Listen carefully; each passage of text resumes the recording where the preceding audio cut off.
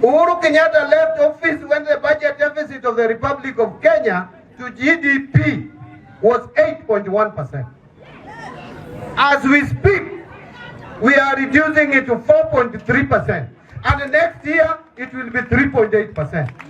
By the time we will go to election, the budget deficit must be below 3%.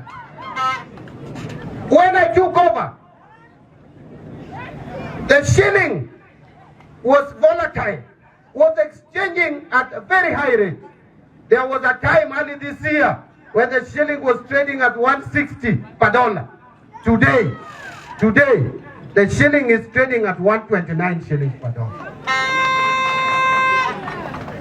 When I took over, the government of Kenya was borrowing at 15.5%. When Ruto took over, we were borrowing at 17%. When I took over CS, under the leadership of Ruto, we were borrowing at 15.5%.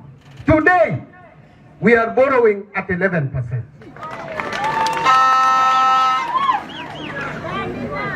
Our reserves have reached over 9 trillion, over $9 billion, a record.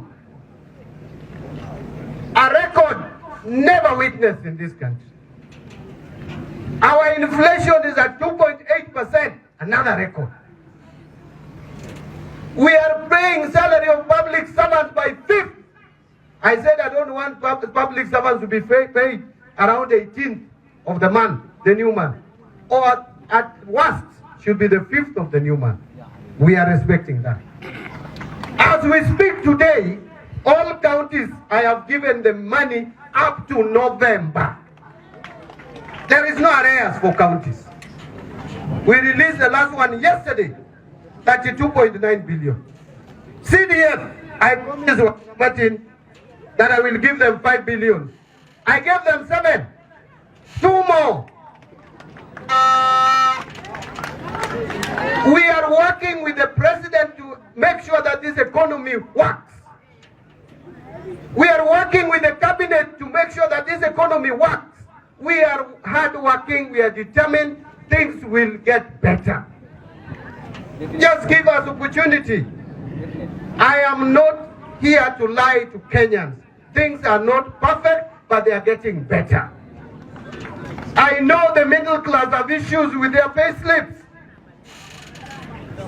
The taxation.